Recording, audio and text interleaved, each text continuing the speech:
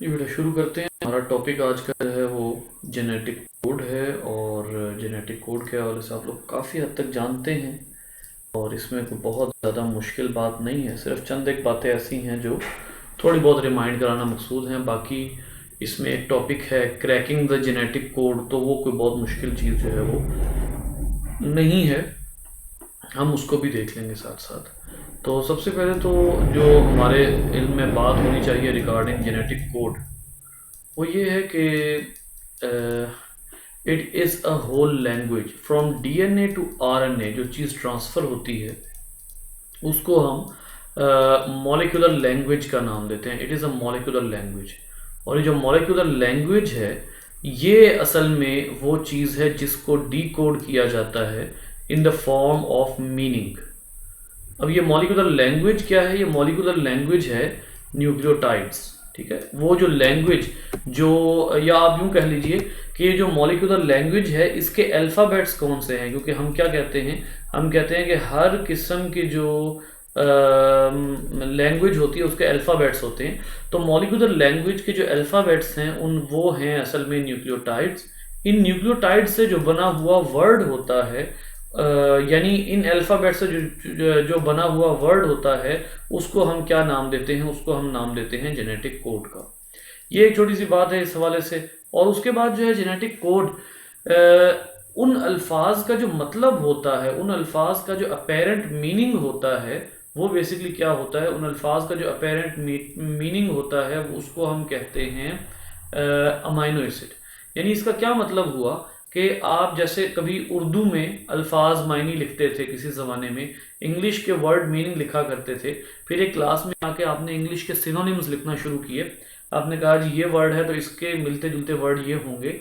तो बिल्कुल ऐसे ही ये जो अल्फ़ाबेट्स हैं, इनमें से हर एक का इनमें से हर एक अल्फ़ाबेट जो है वो किसी ना किसी वर्ड को कोड करता है। ये अल्फ़ाबेट्स जो हैं ये किसी ना किसी वर्ड को कोड करते हैं, और उस वर्ड का कोई ना कोई स्पेसिफिक मीनिंग होता है।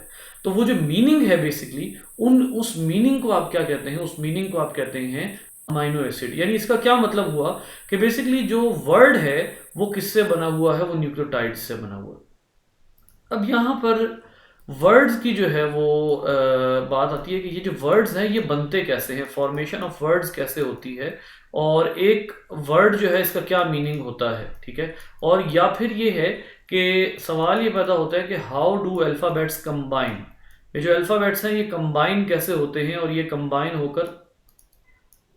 ये अल्फ़ाबेट्स कैसे कंबाइन होते हैं, और ये कैसे कंबाइन होकर जो है वो एक वर्ड बनाते हैं। असल में ये बात है, how do alphabets combine to create a word, या इसको लिखेंगे आप क्रिएट अ मीनिंगफुल वर्ड, कि वो मीनिंगफुल वर्ड जो है वो कैसे बनेगा किसी भी अल्फ़ाबेट से। तो ये जो है वो अब हम यहाँ पर देखने लगे। सबसे पहले तो जब साइंटिस्ट जो हैं उन्होंने जब न्यूक्लियोटाइड डिस्कवर किए, और जब उन्होंने ये आइडिया बनाया कि जीन जो है वो असल में एक न्यूक्लियोटाइड का सीक्वेंस है जो कोड करता है अमाइनो एसिड के लिए। ये डेफिनेशन एफएससी की बुक में लिखी हुई है और बड़ी ही अच्छी खूबसूरत डेफिनेशन है कि अ sequence of nucleotide determining the sequence of amino acids, nucleotides determining the sequence of, आप कह लीजिए determining the sequence of the pattern of amino acids, ऐसे कह लीजिए कि न्यूक्लियोटाइड्स का वो सीक्वेंस जो अमाइनो एसिड के पैटर्न को डिफाइन करेगा, वो क्या करता है, वो क्या कहलाता है? वो कहलाता है जीन। यानी जीन जो है वो असल में न्यूक्लियोटाइड का सीक्वेंस है, और जो अमाइनो एसिड अरेंज होकर बनाएंगे वो प्रोटीन बनाएंगे। तो इससे एक नतीजा क्या निकला? इससे एक नतीजा ये निकाला साइंटिस्ट ने कि इसका मतलब ये हुआ कि असल में वो न्यूक्लियोटाइड्स जो हैं वो इंपॉर्टेंट है। वो न्यूक्लियोटाइड्स ऐसे होंगे जो कंबाइन होंगे, या वो न्यूक्लियोटाइड्स कोड कर रहे हैं डिफरेंट वर्ड को। अब यहाँ सवाल ये पैदा होता है, जब हम डिफरेंट लैंग्वेजेस में देखते हैं तो लैंग्वेजेस में जो अल्फ़ाबेट्स होते हैं, लैंग्वेजेस में अल्फ़ाबेट्स मिलकर वर्ड बनाते हैं। फॉर एग्जांपल एक वर्ड है एंड, एक वर्ड है यू, एक वर्ड है योर। ठीक है, फिर इसी तरीके से एक वर्ड है माइन, और इसी तरीके से एक वर्ड है देम। अब ये क्या है? ये तीन तीन चार चार अल्फ़ाबेट्स का कंबाइंड वर्ड है जिसका कोई ना कोई मीनिंग है। तो ऐसे ही यहाँ पर ये देखा गया कि अगर हम अल्फ़ाबेट्स को ट्रांसलेट करें तो जो मॉलिक्यूलर लैंग्वेज है, मॉलिक्यूलर लैंग्वेज उसके फॉर एग्जांपल एक हाइपोथेसिस बनाया गया कि मॉलिक्यूलर लैंग्वेज जो है उसका हर अल्फाबेट एक वर्ड है, एवरी अल्फाबेट। और यहां याद रखिए मैं अल्फाबेट बोल तो रहा हूं लेकिन यहां अल्फाबेट से मुराद असल में न्यूक्लियोटाइड है। Every alphabet is a word, ठीक है। और यहां पर जो मैं वर्ड लिख रहा हूं, वर्ड का मतलब है amino acid. Every alphabet is a word. तो लेकिन अगर हम जो है वो एक न्यूक्लियोटाइड, अगर हम ये बात करना शुरू कर देते हैं कि एक न्यूक्लियोटाइड से एक जो है वो अमाइनो एसिड बन रहा है, तो इसका क्या मतलब निकलता है? इसका मतलब ये निकलता है कि जो एक न्यूक्लियोटाइड है उससे एक अमाइनो एसिड बनने का मतलब ये होगा कि टोटल न्यूक्लियोटाइड्स कितने हैं आपके पास? 4 न्यूक्लियोटाइड्स हैं, तो कितने अमाइनो एसिड बनेंगे? टोटल 4 बनेंगे, जबकि आपके पास नीडेड कितने हैं? 20 इसेंशियल अमाइनो एसिड्स। आप कहते हैं कि इसेंशियल अमाइनो एसिड्स जो हैं वो 20 हैं। तो इसका मतलब ये हुआ कि ये बात तो इम्पॉसिबल है कि एक अल्फाबेट एक वर्ड के बराबर हो। तो चलें और पॉसिबिलिटीज डिस्कस कर लेते हैं ताकि हमें जो है वो परेशानी ना हो। फिर क्या हुआ? फिर साइंटिस्ट ने कहा कि like other languages the molecular alphabets also combine to code a word. Molecular alphabets also combine to make a word. कोई एक वर्ड बनाने के लिए मॉलिक्यूलर अल्फाबेट्स जो हैं वो क्या करते हैं? वो कंबाइन होते हैं, ठीक है। मैंने असल में ये यहां पर वर्ड नहीं, यहां पर था मीनिंग, क्योंकि मीनिंग अमाइनो एसिड है, वर्ड तो कोड है। ये मैं अभी क्लियर करता हूं बात को, इस बात को मैं क्लियर करूंगा। अच्छा, यानी जैसे बाकी जो है वो बाकी लैंग्वेजेस में डिफरेंट अल्फाबेट्स कंबाइन होते हैं और एक वर्ड बनता है, बिल्कुल ऐसे ही मॉलिक्यूलर लैंग्वेज में भी ऐसा ही होता है। तो एज्यूम कर लेते हैं कि 2 अल्फाबेट्स यानी 2 nucleotides combine to create a word, ठीक है। 2 अल्फाबेट्स 1 वर्ड। अब यानी 2 न्यूक्लियोटाइड्स 1 कोड, ये इसका मतलब है। इसीलिए मैंने कहा कि यहां पर मैंने जो है वो कहना मैं ये चाह रहा हूं कि जो न्यूक्लियोटाइड्स हैं वो अल्फाबेट्स हैं और वर्ड जो है वो कोड है। और उस वर्ड का मीनिंग जो है वो बेसिकली क्या है? उस वर्ड का मीनिंग असल में अमाइनो एसिड है। उस वर्ड का मीनिंग अमाइनो एसिड होगा। तो चलिए देख लेते हैं। फॉर एग्जाम्पल, अगर आपके पास जो है वो बेटा कितने अल्फाबेट्स हैं आपके पास? टोटल आपके पास हैं 4 अल्फाबेट्स, ठीक है। और आप इनका बना देते हैं कॉम्बिनेशन। इनका कॉम्बिनेशन ये बता देते हैं कि 4 अल्फाबेट हैं और वो 4 दो के कॉम्बिनेशन में मिलके एक वर्ड बनाते हैं, ठीक है। फॉर एग्जाम्पल, आप एक फॉर्मूला जनरेट करते हैं 4n। इसमें 4 जो है वो है number of nucleotides, 4 is the number of nucleotides and n is the combination। अब कॉम्बिनेशन हमने क्या कहा है? कितने अल्फाबेट्स कंबाइन हो रहे हैं? इस केस में 2 अल्फाबेट्स कंबाइन हो रहे हैं। तो आप देख लीजिए 4 रेज टू पावर 2, इसका मतलब है टोटल कितने जो है वो वर्ड बनेंगे? कितने वर्ड बनेंगे? टोटल 16 वर्ड्स बनेंगे। और ये भी आपकी लैंग्वेज को पूरा नहीं कर सकते, क्योंकि आपकी लैंग्वेज में जो मीनिंग्स हैं यानी जो अमाइनो एसिड्स हैं वो 20 हैं और आपके पास वर्ड्स कितने हैं? टोटल 16 हैं। इस लिहाज से अगर देखेंगे तो बेसिकली अगर आप 4 न्यूक्लियोटाइड्स को 2 के कॉम्बिनेशन में मिला देते हैं, तब भी 4 न्यूक्लियोटाइड को 2 के कॉम्बिनेशन में मिलाने का मतलब यह है कि आप टोटल 16 कोड्स बना सकते हैं और 16 से आप 20 अमाइनो एसिड नहीं निकाल सकते। 16 से आप 20 अमाइनो एसिड्स नहीं निकाल सकते। सो अब इसके बाद जो है वो ये पॉसिबिलिटी भी खत्म हो जाती है। अब तीसरा आ जाता है कि जो एक वर्ड है, 1 word is equal to combination of 3 alphabets. एक वर्ड जो है वो 3 अल्फाबेट्स का कॉम्बिनेशन है। तो अब यहां पर आप देख लीजिए कि अब आपने कॉम्बिनेशन ज्यादा कर दिया, कॉम्बिनेशन ऑफ 3 अल्फाबेट्स, कॉम्बिनेशन ज्यादा कर दिया। टोटल अल्फाबेट्स कितने हैं? 4।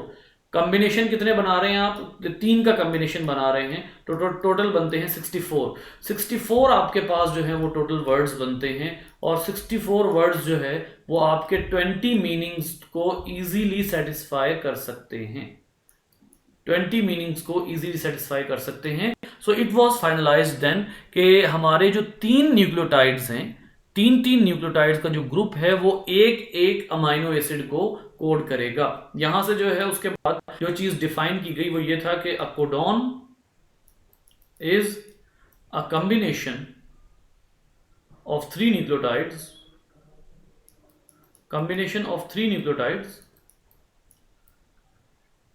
translating, या आप यूं कर लीजिए translated in the form of amino acids,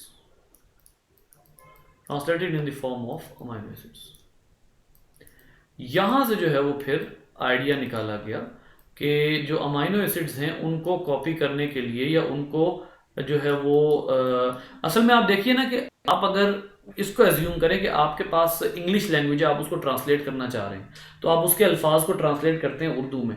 बिल्कुल ऐसे ही ये जो न्यूक्लियोटाइड्स है ये एक लैंग्वेज है, इस लैंग्वेज को ट्रांसलेट किया जाता है अमाइनो एसिड्स के फॉर्म में। तो अगर अमाइनो एसिड्स के फॉर्म में इसको ट्रांसलेट किया जाता है तो इसका मतलब ये है कि अमाइनो एसिड जो है वो असल लैंग्वेज है और उसको ट्रांसलेट करके हम अपनी वर्क के लिए, अपने आसानी के लिए हम उसको जो है वो एक खास पैटर्न में लेकर आते हैं जिस प्रोसेस को ट्रांसलेशन कहते हैं।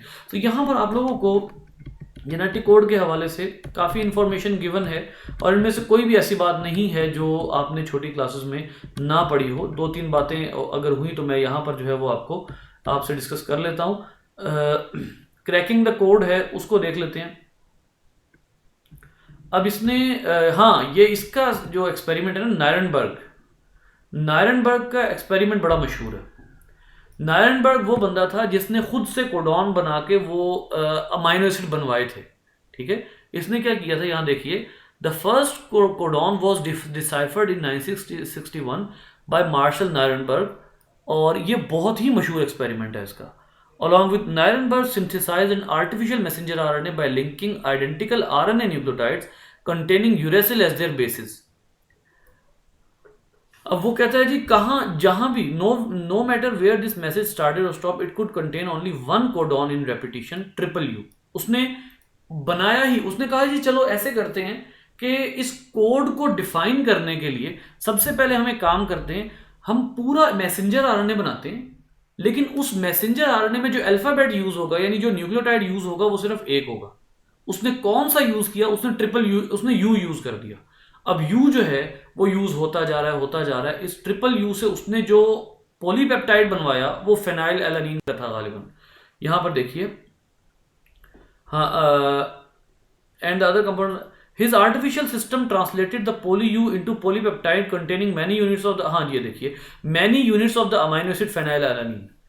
उसने क्या किया, उसने जब एक दफा पूरा मैसेंजर आरएनए बनाया, देखे ना एक ज़हानत है ना, आप अंदाजा करें एक्सपेरिमेंट डिजाइनिंग की जीनियसनेस का अंदाजा करें। उसने कहा कि चलो पहले काम करते हैं हम रफ, नीट काम बाद में कर लेंगे, नीट काम बाद में होता रहेगा, पहले तो काम करें हम रफ। इसको असल में आप जब इस पूरे जेनेटिक कोड को कॉपी पेंसिल वाले इमेजिनेशन में लेकर आते हैं ना तो काम बड़ा आसान हो जाता है।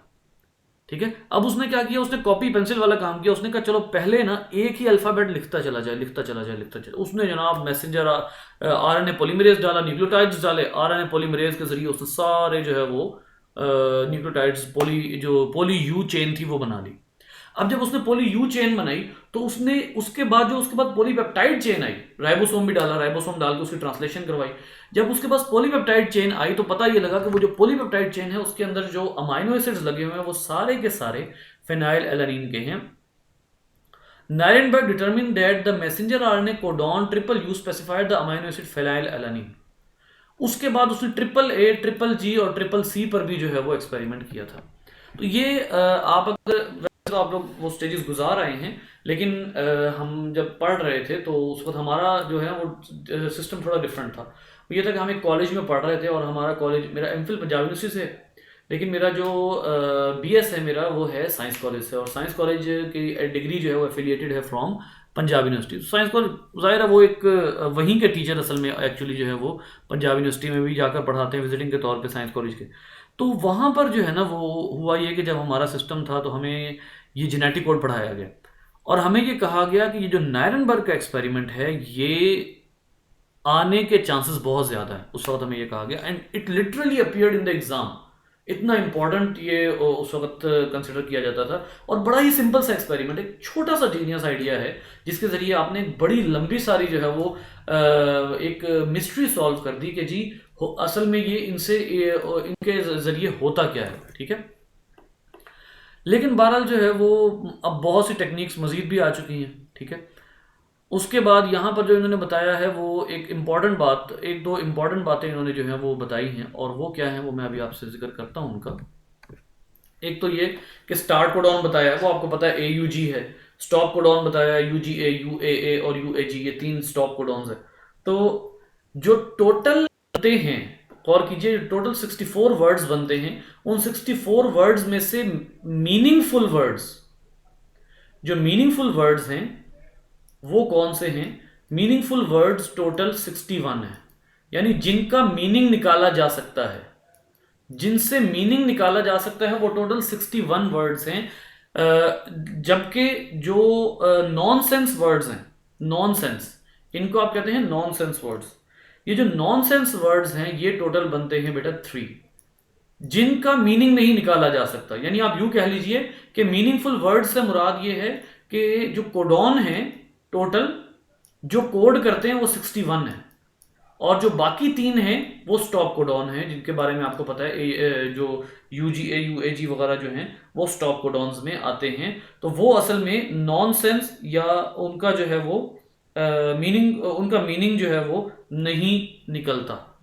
तो इसी तरीके से अब यहां पर कोड जो है उसको आप देखिए, यहां पर गौर कीजिए, जिस भी अच्छी बुक में आप देखेंगे इस तरह से कोड बना होगा। ठीक है, एक साइड पे चारों ये बेसिस बने हुए हैं मैसेंजर आरएनए के, और ये मैसेंजर आरएनए जो है इसमें सारे के सारे जो है वो आपके सामने हैं कि मैसेंजर आरएनए के जो जो बेसिस आपस में कंबाइन होंगी उनसे वर्ड क्या बनेगा और उस वर्ड से मीनिंग क्या निकलता है। फॉर एग्जांपल यहां गौर कीजिए, आपकी इवन आपकी जो है वो अपनी लैंग्वेज, हमारी जो अपनी लैंग्वेज है उसमें एक वर्ड के कई कई मीनिंग होते हैं। अगर मैं आप कहता हूं उससे मुराद भी आप है, अगर मैं तुम कहता हूं उससे मुराद भी आप है, अगर मैं तू कहता हूं उससे मुराद भी आप है। एक वर्ड के कई कई मीनिंग निकल रहे हैं।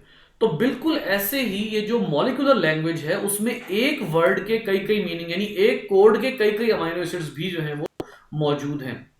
यहां आप गौर कीजिए कि ये जो UU और WC है, इससे फिनाइललाइन जो है वो बन रहा है। ठीक है, लेकिन उससे अगली इंतहा देखिए, वो क्या है? CUU, CUC, CUA, CUG, ये सारे के सारे जो हैं वो CU के आगे जितने भी न्यूक्लियोटाइड्स लगे हुए हैं वो सब के सब ल्यूसीन के लिए कोड कर रहे हैं। बिल्कुल प्रोलीन के लिए देखिए, प्रोलीन के लिए क्या है? ये जो 4 हैं ये चारों प्रोलीन के लिए कोड कर रहे हैं। तो इसका मतलब ये हुआ कि ये जो जेनेटिक कोड होता है इसके अंदर जरूरी नहीं है कि हर वर्ड सेपरेट मीनिंग निकाल रहा हो, बल्कि ऐसा भी इम्कान है कि जो एक ही मीनिंग है, एक ही मीनिंग, कई वर्ड्स एक ही मीनिंग के लिए कोड करते हो। तो ये वो आपके सामने टेबल के अंदर मौजूद है, एक्सपेरिमेंटली प्रूवन है। ये देखिए इन्होंने लिखा हुआ है कि for example the redundancy in the code is not altogether random. In many cases, codons are synonyms for a particular amino acid differ oddly in third nucleotide base of the triplet. ये जो redundancy है ना, यानी एक ही, गौर करें इस बात के ऊपर, जरा गौर कीजिएगा, सिर्फ आखिरी एक न्यूक्लियोटाइड की बेस के ऊपर क्या हो रहा है? एक ही अमाइनो एसिड कोड हो रहा है। यहां पर इस पर गौर कीजिएगा बेटा जरा, ये देखें UC, ये बिल्कुल कॉमन है, आखिरी वाला डिफर भी हो रहा है, तब भी अमाइनो एसिड कौन सा कोड हो रहा है? सीरीन। ये चीज है जिसको आगे जाकर वॉबलिंग इफेक्ट या वॉबलर इफेक्ट के तौर पर बताया गया है कि जो आखिरी न्यूक्लियोटाइड है वो उतना इंपॉर्टेंट नहीं है, लिहाजा अगर आखिरी न्यूक्लियोटाइड चेंज भी हो जाता है तब भी मोस्टली अमाइनो एसिड जो है वो सेम ही रहता है। इसको आप एज्यूम कर लीजिए कि अगर आपका मैसेंजर आरएनए जो है उसका कोड है UCU, ठीक है, और जो आपका ट्रांसफर आरएनए है, ट्रांसफर आरएनए ट्रांसफर आरएनए पे जो एंटी कोडॉन है वो लगा हुआ है AGA, ठीक है। अब वॉबलिंग इफेक्ट क्या कहता है? वॉबलिंग इफेक्ट ये कहता है कि अगर UCU के साथ, अगर U की जगह क्या आ जाए, UC के साथ G आ जाए और इधर A लगा रह जाए, तब भी क्या होगा? तब भी जो कोडॉन होगा वो किसके लिए कोड करेगा? सीरीन के लिए कोड करेगा। यानी जो आखिरी न्यूक्लियोटाइड है उसकी इतनी इंपॉर्टेंस नहीं है। हाँ, जो बाकी हैं, बाकियों की जो शफलिंग है उसकी जरूर इंपॉर्टेंस है। और वो जो है जो बाकी न्यूक्लियोटाइड्स हैं, बाकी दो, पहले वाले दो, उनकी इंपॉर्टेंस है। और पहले वाले दो की बेस के ऊपर अमाइनो एसिड चेंज हो जाता है।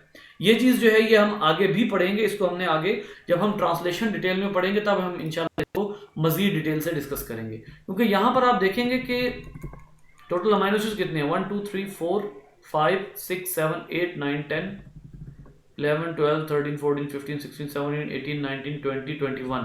यहां इन्होंने टोटल 21 अमाइनो एसिड्स दिए हुए हैं, ठीक है। वो जैसे भी बन रहे हैं, इनमें एक चीज कॉमन होगी, जिनके पहले दो न्यूक्लियोटाइड सेम हैं वो एक ही अमाइनो एसिड के लिए कोड करेंगे, जिसको रिडंडेंसी या वॉबलिंग इफेक्ट कहा गया।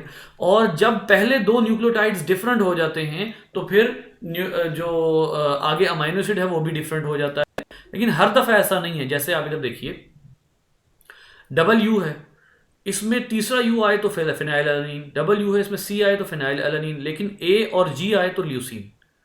यानी मतलब ये है कि ये रूल हर दफा अप्लाई नहीं होगा, लेकिन बहुत दफा ये रूल अप्लाई होता है।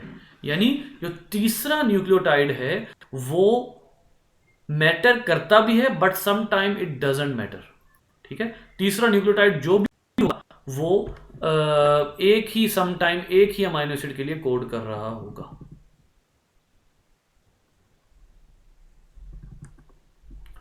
जी क्लियर है?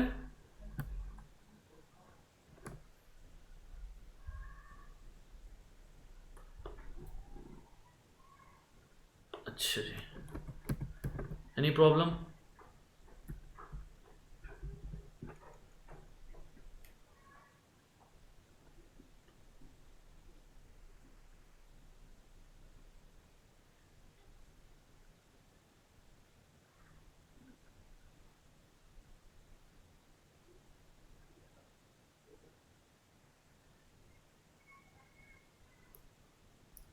अच्छा जी, अब एक बात आपको ना, और आपके जो है ये बात आपके इल्म में होगी, but let me explain this to you, कि आपको ये बात बहुत अच्छे तरीके से पता है कि जो मैसेंजर आरएनए बना है वो किस डायरेक्शन में बना है।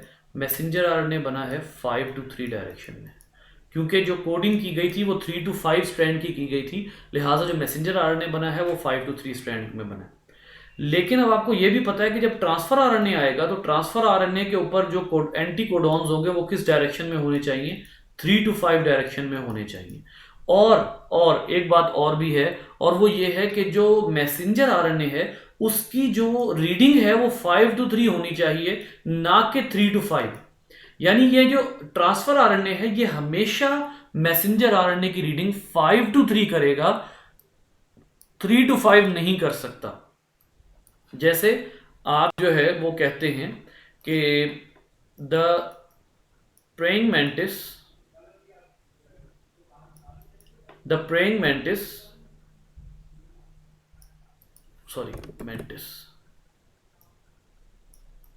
Is a predator bug। The praying mantis is a predator bug. अब आप इसको सिर्फ लेफ्ट टू राइट पढ़ सकते हैं। राइट टू लेफ्ट पढ़ेंगे तो सारे जो है वो कोई जुमले की सेंस ही नहीं बनेगी, कोई सेंटेंस का सेंस ही नहीं बनेगा। बिल्कुल ऐसे जब आपने मैसेंजर आरएनए को कोड करना होगा तो आप उसको एक ही साइड से दूसरी तरफ कोड करेंगे, आप उसको दूसरी साइड से राइट टू लेफ्ट कोड आप उसको नहीं कर सकते। ये उसका प्रॉपर कोड क्रैकिंग जो है ना, जो उसका प्रॉपर तरीके से उसकी जो कोडिंग है उसका रूल है कि आप उसको एक साइड से शुरू करेंगे, दूसरी साइड से आप उसकी रीडिंग नहीं कर सकते, ठीक है। So this is all about the genetic code. जी बेटा।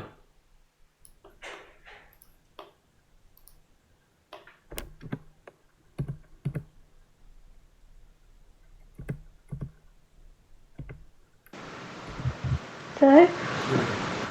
अगर जो थर्ड न्यूक्लियोटाइड है उसने वोबल इफेक्ट देना है तो वो है क्यों? मतलब ऐसा हो सकता है कि हम पहले दो न्यूक्लियोटाइड से ही अमीनो एसिड बना लें?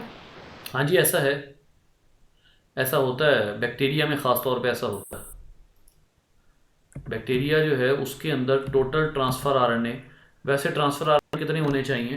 टोटल ट्रांसफ़र आरएनए होने चाहिए 61। बैक्टीरिया में होते हैं 45। ठीक है।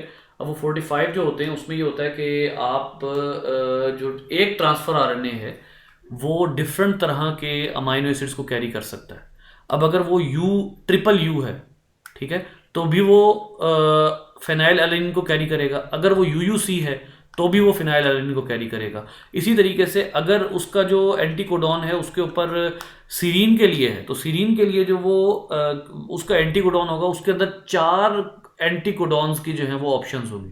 तो वो जो 4 एंटीकोडॉन्स की ऑप्शंस हैं वो ये बात जाहिर कर रही हैं कि बजाय 4 टीआरएनए रखने के एक ही टीआरएनए रखा जाएगा, और एक ही टीआरएनए रखा जाएगा और वही हर दफा सीरीन को लेकर आएगा। तो इस बात का चांस है कि सम टाइम ऐसा होता है कि एक टीआरएनए होता है और वो मल्टीपल अमाइनो एसिड्स को भी लेकर आ सकता है। आप आगे जो है वो इसकी एग्जांपल देख ले, ताकि जो है वो आपको इसका एक सेटिस्फाइड आंसर मिल जाए। यहां पर देखिएगा वॉबलिंग इफेक्ट वो यहां पर बताता है, वॉबलर इफेक्ट। ये देखिए, वो कहता है कि anticodon UCU can base pair with either messenger RNA AGA और एजीजी।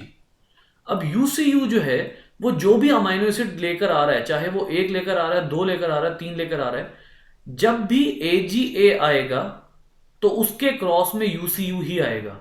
यहां एजीजी आएगा तो उसके क्रॉस में यूसीयू ही आएगा। लेकिन गौर कीजिए, क्या जब एजीए मैसेंजर आरएनए में आएगा तो वो उस अमाइनो एसिड के लिए कोड करेगा जो एजीजी होगा? नहीं। अब गौर कीजिए, अगर ए जी ए है तो उसके क्रॉस में अमाइनो एसिड आएगा डिफरेंट, और अगर ए जी जी है तो उसके क्रॉस में अमाइनो एसिड आएगा डिफरेंट। लेकिन उसके लिए जो ट्रांसफर आरएनए यूज होगा वो कौन सा वाला होगा? वो यूसीयू वाला होगा। इसका मतलब ये है कि बेसिकली ये जो वॉबलिंग इफेक्ट है या जो तीसरा न्यूक्लियोटाइड है ये असल में मैसेंजर आरएनए के लिए उतना मैटर नहीं करता जितना ट्रांसफर आरएनए के लिए मैटर करता है। ट्रांसफर आरएनए जो है उसके ऊपर ये गुंजाइश रखना बहुत ज़रूरी है कि अगर आपके पास दो डिफरेंट कोड्स आ भी गए हैं तब भी एक ही कोड वाला मैसेंजर आरएनए एक से ज़्यादा अमाइनो एसिड को लेकर आता है। क्योंकि हम हमेशा ये कहते हैं कि हमारे जो सेल्स हैं उनमें कम से कम 20 ट्रांसफर आरएनए होना ज़रूरी है। लेकिन अगर 20 नहीं भी होंगे तब भी काम चल जाएगा। वो जो काम चलाने वाली बात है वो किस वजह से पॉसिबल हुई है? तीसरे न्यूक्लियोटाइड के डिपेंडेंट ना होने की वजह से पॉसिबल हुई है कि काम चलाया जा सकता है। जी बेटा। तो सर ये जो ए जी जी कोडोन है इसके साथ यू सी यू कोडोन कैसे आएगा? ये बात, मतलब अब ये बात है जो गुआनिन मैं आपको, यूरासिल के साथ कैसे? जी जी, ये बात जो है ये मैं आपको अभी बता देता हूँ। ये मैंने सोचा हुआ था कि मैं आपको बताऊंगा। ए जी जी था ना, इसके अगेंस्ट यू सी यू। अच्छा, आप गौर कीजिए, जी जो है वो है पायरिमिडीन, यू है प्यूरिन। अब उसूलन ये होना चाहिए था कि जी के अगेंस्ट सी आता, लेकिन जी के अगेंस्ट यू की फ्लेक्सिबिलिटी क्यों आई? जी के अगेंस्ट यू की फ्लेक्सिबिलिटी आई ही इसलिए क्योंकि ये जो जी है ये और यू हैं तो प्यूरीन पायरिमिडीन ना। क्योंकि ये प्यूरीन पायरिमिडीन है लिहाजा इसके सामने कोई भी, इवन आप देखिए ए जी ए और ए जी जी, अब जी के सामने यू का आना, वैसे तो सी आना चाहिए, ठीक है, तो जी के सामने यू का आना इस वजह से है क्योंकि यहां पर वॉबलर इफेक्ट है, और जो तीसरा न्यूक्लियोटाइड है वो, या यूं कह लीजिए कि तीसरा जो न्यूक्लियोटाइड है उसका जुड़ना जरूरी नहीं है। पहले दो जुड़ जाएं और तीसरा हैंगिंग रहे तब भी चलेगा, तीसरा प्यूरीन पायरिमिडीन हो तब भी चलेगा। ठीक है, ऐसी सूरत हाल में तीसरे न्यूक्लियोटाइड को कंप्रोमाइज किया जा सकता है। यानी प्यूरीन के अगेंस्ट अगर पायरिमिडीन भी आ रही है तो वो दूसरी वाली पायरिमिडीन भी आ जाएगी तो खैर है। असल में मैटर करते हैं पहले दो न्यूक्लियोटाइड्स।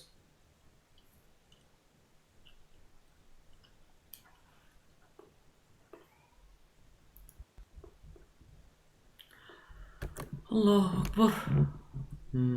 अब ये देखिए यहां पर वो एक और बात करता है, वो कहता है कि AGA और AGG आ जाए अगर, तो उनके अगेंस्ट tRNA कौन सा यूज होगा, UCU। लेकिन गौरतलब बात है कि AGA और AGG जब आते हैं मैसेंजर RNA में, तो दोनों किसको कोड करते हैं, आर्जिनिन को कोड करते हैं। इसका क्या मतलब है, इसका मतलब ये है कि असल में हमारे सेल में जितने ट्रांसफर आरएनए नीडेड हैं उससे कम हो सकते हैं। समझ रही मेरी बात, जितने ट्रांसफर आरएनए नीडेड हैं उससे कम हो सकते हैं। क्यों हो सकते हैं, क्योंकि एक ही ट्रांसफर आरएनए दो के लिए भी कोड कर सकता है, और ऐसा भी हो सकता है कि आपने अगर हिसाब लगाया जी 64 कोडॉन्स है, लेकिन हम सोचते क्या हैं, सोचें जो हम अपने कॉन्सेप्ट में वर्सिटिलिटी आने से पहले सोचते हैं, हम सोचते हैं कि भाई 64 कोडॉन्स हैं, 61 कोड करते हैं, तो 61 ट्रांसफर आरएनए होने चाहिए, है कि नहीं, यही बात आती है ना। 61 ट्रांसफर आरएनए होंगे तो ही जो है वो आएंगे ना, सारे अमाइनो एसिड आएंगे। लेकिन पता क्या चलता है, पता ये लगता है कि ट्रांसफर आरएनए जो हैं, सॉरी जो कोडॉन्स हैं, उनके अंदर कई कोडॉन्स ऐसे हैं जिनमें तीसरा न्यूक्लियोटाइड जो है वो इतना मैटर नहीं करता, लिहाजा एक ही ट्रांसफर आरएनए 4 तरह के कोडॉन्स को कवर कर जाता है। ये जो अभी टेबल में आया है, एक ही ट्रांसफर आरएनए होता है और वो 4 तरह के कोडॉन्स को कवर कर जाता है। लिहाजा वो जो आपने 61 सोचे होते हैं, उतने ट्रांसफर आरएनए हमारे सेल में इसलिए नहीं होते क्योंकि एक ट्रांसफर आरएनए 4 कोडॉन्स को कवर करता है और वो आपका काम जो है वो कर जाता है। ठीक है, अब वो चाहे, गौर कीजिएगा, मैं बुक से ही आप जो है वो एग्जांपल देता हूँ, टेबल ही निकाल के। वैसे तो मुझे उम्मीद है कि आप तक मेरी बात पहुंच गई होगी, लेकिन इसको एग्जांपल से डिस्कस कर लेते हैं। ये देखिए, अब अगर मैसेंजर आरएनए CUA देता है तो ट्रांसफर आरएनए ल्यूसीन ही लाएगा। अगर मैसेंजर आरएनए CUG देता है, फॉर एग्जांपल CUA के अगेंस्ट जो एंटीकोडॉन आएगा वो कौन सा आएगा, वो आएगा G और A और U, एंटीकोडॉन इसके अगेंस्ट GAU आएगा। लेकिन CUG जब आएगा तो इसके अगेंस्ट भी एंटीकोडॉन GAU ही आएगा, और तब भी कौन सा अमाइनो एसिड आएगा, ल्यूसीन आएगा।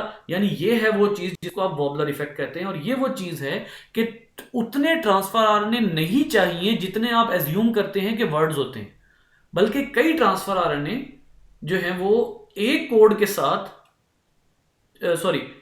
कई ट्रांसफर आरएनए 4 तरह के कोडॉन्स को कवर कर रहे होते हैं, क्योंकि वो चारों कोडॉन्स एक ही अमाइनो एसिड को कोड कर रहे होते हैं। लिहाजा उन चारों कोडॉन्स के लिए आपको 4 ट्रांसफर आरएनए नहीं चाहिए होते, बल्कि उन चारों कोडॉन्स के लिए आपको एक ही ट्रांसफर आरएनए चाहिए होता है। इसको कहते हैं रिडंडेंसी, इसको कहते हैं वॉबलर इफेक्ट। जी पहुंची मेरी बात आपको? जी सर, पहुंच जी गए। सर। गुड हो गया। अच्छा जी, यहाँ पर यस सर। यहाँ पर मैं क्या कह रहा, मैं पता नहीं क्या शुरू करने लगा था। हाँ देखिए, अब चलें, आपने एक एक एक काम तो मेरा आसान कर दिया। मैंने असल में ट्रांसफर आरएनए की 2-3 चीज़ें इस वक्त डिस्कस करनी थी।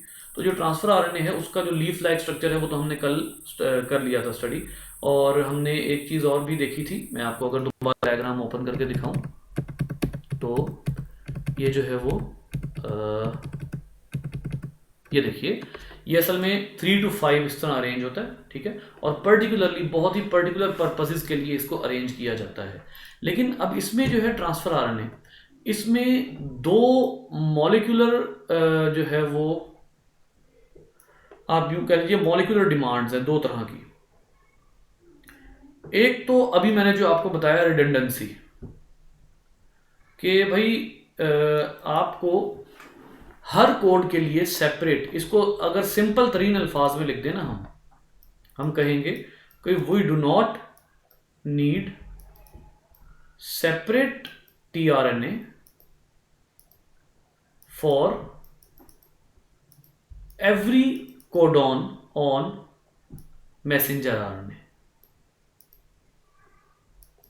हर कोडॉन के लिए सेपरेट ट्रांसफर आरएनए नहीं चाहिए होगा, क्योंकि समटाइम पहले 2 न्यूक्लियोटाइड्स इतने काफ़ी होते हैं कि तीसरा जो है वो उसको इग्नोर किया जा सकता है, क्योंकि जो हमने अंदाज़ा लगाया है वर्ड्स का वो ज़्यादा हैं बहुत से वर्ड्स एक ही मीनिंग निकाल रहे हैं, लिहाजा पहले दो न्यूक्लियोटाइड्स मैटर करते हैं। तीसरा जो है, जी के सामने यू आ जाए या जी के सामने जी के सामने यू आ जाए या जी के सामने सी आ जाए, बात एक ही है अगर वो तीसरे न्यूक्लियोटाइड के क्रॉस में हो, बात एक ही होती है, लिहाजा हम उसको इग्नोर कर देते हैं। तो यहां पर एक पॉइंट तो ये है कि जी हमें हर हर कोड के लिए सेपरेट ट्रांसफर आरएनए नहीं चाहिए होता। दूसरी बात, activation of transfer RNA. Transfer RNA की एक्टिवेशन जो है वो बड़ी जरूरी होती है। ट्रांसफर आरएनए की एक्टिवेशन जो है उसके बारे में कल थोड़ी सी डिस्कशन हुई थी, मैं आपको आज मजीद थोड़ा सा बता देता हूं। आपने ये कहा था कि ट्रांसफर आरएनए जो है उसके ये जो लूप्स होते हैं, उसमें ये जो लूप है इसके साथ, मेरे ख्याल में मैंने आपको नहीं बताया था, ये जो है ये अमाइनो एसिड एंड है। यहाँ पर आकर जो है वो अमाइनो एसिड को अटैच करना होता है किसी भी ट्रांसफर आरएनए ने। और ये जो ट्रांसफर आरएनए होता है ये असल में पहले हर सूरत में इनएक्टिवेटेड होता है। इनएक्टिवेटेड मतलब ये अपने साथ अटैच करके रखता है OH को जब तक अमाइनो एसिड की नीड नहीं होती। ठीक है, तो फिर आप क्या करते हैं, फिर आप ये जो आपका ट्रांसफर आरएनए होता है इसको आप एक्टिवेट कैसे करते हैं? इसको आप एक्टिवेट ऐसे करते हैं कि आप इसको जो है वो एक अदद एंजाइम में से गुजारते हैं। फॉर एग्जांपल, अगर आपके पास मैसेंजर आरएनए में जो है वो एक कोडॉन आ गया AUG which is a starting codon, और इसके अगेंस्ट आना है UAC। ठीक है, तो अब ये जो इस अपने साथ अमाइनो एसिड लेकर आएगा, ये अमाइनो एसिड लाने की इसको जरूरत होगी। वो कौन सा अमाइनो एसिड लाने की जरूरत होगी इसको जरूरत होगी मैथायोनीन लाने की इसको जो है वो ज़रूरत होगी। और मैथायोनीन जो है उसके लिए जो आपको एक एंजाइम चाहिए होगा जिसको आप कहते हैं एक्टिवेशन एंजाइम। ठीक है, एक्टिवेशन एंजाइम जो है ये असल में एक तरह से इसको आप कहते हैं, ये असल में एक एंजाइम होता है जिसको आप कहते हैं ATP सिंथेटेज। ये ATP सिंथेटेज एंजाइम, इसकी एक्टिविटी, असल में इस एंजाइम का नाम जो है ना, नाम जो है वो असल नाम होता है अमाइनो एसाइल tRNA ट्रांसफेरेज। यानी अमाइनो एसिड को ट्रांसफर आरएनए पर ट्रांसफर करने वाला जो एंजाइम है उसको आप कहते हैं अमाइनो एसाइल tRNA ट्रांसफेरेज। ठीक है, लेकिन इसकी एक्टिविटी होती है ATP सिंथेटेज वाली। ATP सिंथेटेज वाली इसकी एक्टिविटी होती है। मतलब क्या है? मतलब यह है कि अगर इसने एक मैसेंजर आरएनए के ऊपर एक ट्रांसफर आरएनए के ऊपर इसने अगर एक अमाइनो एसिड को जोड़ना होगा, तो अमाइनो एसिड को जोड़ने के लिए इसको क्या यूज करनी पड़ेगी? ATP यूज करनी पड़ेगी। तो आप इसको क्या कहते हैं कि ये एंजाइम का नाम जो है अमाइनो एसाइल tRNA ट्रांसफेरेज है, लेकिन जो इसकी एक्टिविटी है वो ATP सिंथेटेज वाली है।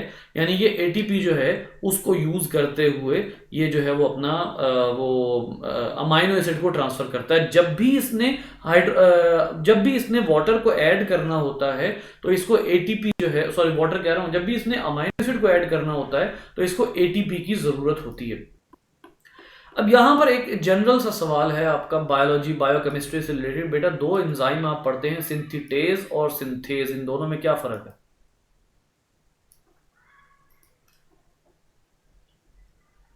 सिंथेटेज और सिंथेज एंजाइम्स। सर सिंथेज वो ATP बनाता है। सिंथेज ATP बनाता है। जी बनाता है, जो माइटोकॉन्ड्रिया सिंथेज ATP बनाता है। अच्छा, सिंथेटेज जो सिंथेटेज है वो ATP एनर्जी यूज करता है, लेता है। मतलब यानी तुक्का मार रही हो, आवाज से लग रहा है। सर ये आपने फिजियोलॉजी का जब आप पढ़ा रहे थे आपने तब भी पूछा था, लेकिन मुझे भूल गया। भूला क्यों? मुझे याद है, मैंने पूछा था और मैंने आपको आंसर भी बताया था। आपका आंसर ठीक है। सिंथेज जो है वो ATP बनाता है, और जहां पर भी सिंथेटेज आता है वो एटीपी को बेसिकली यूज़ करता है एनर्जी यूज़ करने के लिए उसकी। ये मैंने उन्हीं क्लासेस में बताया था और यही आंसर इसका ठीक है। तो अब यहाँ पर ये इसकी जो एक्टिविटी है वो सिंथेटेज वाली है, ठीक है। अब यहाँ पर जो एक और बात है बड़ी इंपॉर्टेंट, वो ये है कि every tRNA has unique activation enzyme. Her tRNA का एक यूनिक एक्टिवेटिंग एंजाइम है। यानी जो टीआरएनए, अगर आपको 20 टीआरएनए चाहिए तो आपको उन 20 टीआरएनए को एक्टिवेट करने के लिए 20 ही एक्टिवेशन एंजाइम चाहिए होंगे। अब सवाल ये पैदा होता है कि tRNA looks the same, all tRNA look same. How does enzyme recognize the binding site? जी इसका आंसर क्या है?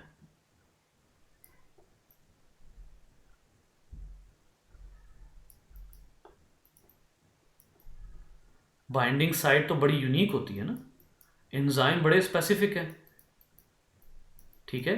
अब अगर आपने एक्टिवेशन एंजाइम सबके लिए सेपरेट रखे हुए हैं, सारे टीआरएनए को आपने एक्टिवेट करने के लिए अलग अलग एक्टिवेशन एंजाइम रखा हुआ है, तो कौन सा एंजाइम कैसे पहचानता है कि मुझे सिर्फ फलां टीआरएनए को एक्टिवेट करना है और किसी को नहीं करना? न्यूक्लियोटाइड डिफरेंट होंगे। सॉरी समीना ने कहा न्यूक्लियोटाइड डिफरेंट होंगे। एनी आप क्या कह रही थी? ये ना सर अमाइनो एसिड की स्पेसिफिसिटी से होता है, यानी कि जो अमाइनो एसिड लेके आना होता है ना। अच्छा, अमाइनो एसिड लेके आना होता है तो उसकी स्पेसिफिसिटी से उसने तो बल्कि ये बताना है कि मेरे ऊपर कौन सा अमाइनो एसिड लगाओ, तो ट्रांसफर आरएनए पहले एक्टिवेशन के पास साथ जुड़ेगा तो फिर होगा ना। चलें, मैंने आपके गैस से अंदाज़ा कर लिया कि एक्चुअली आपको जो है वो इसका उस तरह से आइडिया नहीं है। मैं आपको एक बात बताता हूँ, गौर कीजिएगा बेटा। ये आप लोगों ने ट्रांसफ़र आरएनए में कभी अगर गौर किया हो ना, तो ट्रांसफ़र आरएनए में एक लूप जो हम अभी तक नहीं बनाते रहे वो ये वाला है, ये वाला। ये राइबोसोम को रिकॉग्नाइज करता है, ये एक्टिवेशन एंजाइम के साथ इस ट्रांसफर आरएनए को जोड़ता है। ये एंटीकोडॉन लूप है, ये अमाइनो एसाइल साइट है। बेटा ये जो लूप है ये किसी एक ट्रांसफर आरएनए का सेम नहीं होता, ये वेरिएबल लूप होता है। ये वेरिएबल लूप होता है और हर एंजाइम अपने पर्टिकुलर ट्रांसफर आरएनए को इस वेरिएबल लूप के जरिए पहचानता है कि मैंने जाके इस वाले को कैटेलाइज करना है। बाइंडिंग साइट इतनी स्पेसिफिक हो जाती है उस पर्टिकुलर एंजाइम की कि वो इस तरीके से उसको पहचानता है और उसको अपने साथ जोड़ के फिर अमाइनो एसिड को उसके साथ अटैच करता है। So this is the basically, ये देखिए ये वाला जो लूप है ना, ये जितने भी ट्रांसफर आरएनए होंगे उन सब में डिफरेंट होगा। क्लियर हो गया? अब यहां पर ये इन्होंने एक्टिवेशन दिखाई हुई है, ये दो बाइंडिंग साइट्स हैं। एक बाइंडिंग साइट है जो अमाइनो एसिड की है, एक बाइंडिंग साइट ट्रांसफर आरएनए की है, ठीक है। तो ये जो है वो बाइंडिंग साइट इसके साथ अटैच होगी, अमाइनो एसिड अटैच होगा, ये इनके दरमियान में कैटेलाइज करेगा बॉन्डिंग को और ये बॉन्ड बना के रिलीज हो जाएगा। ये उसकी 3D पिक्चर है जो मैंने कल आपको कही थी कि बायो इन्फॉर्मेटिक्स के जरिए हम पिक्चर्स बनाते हैं। ये उसका कंप्यूटर मॉडल है। ये ट्रांसफर आरएनए है, ये एक्टिवेशन एंजाइम है और ये ट्रांसफर आरएनए है जिसके साथ अमाइनो एसिड, ये छोटा सा गोद में बैठा हुआ, ये देखिए ये अमाइनो एसिड बैठा हुआ गोद में, और ये इसके साथ अटैच करेगा इसको। सो इन तमाम चीज़ों के साथ साथ ना हमें इस लेवल पे ये वाली डायग्राम्स भी देखनी चाहिए ताकि हमें ये पता लगे कि असल में ये चीज़ें क्या हैं और हम कैसे पढ़ रहे हैं इनको। अल्लाह अकबर। अच्छा जी, राइबोसोम्स के हवाले से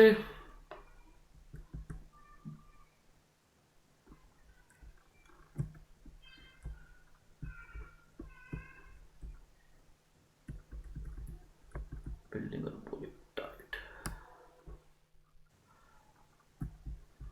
चलें ट्रांसलेशन एक ही दफ़ा शुरू करेंगे। अब हमने ट्रांसलेशन शुरू करनी है इंशाल्लाह। मेरा आज इरादा था लेकिन आज मुझे याद नहीं रहा कि वो मैंने जेनेटिक कोड डिस्कस नहीं किया हुआ।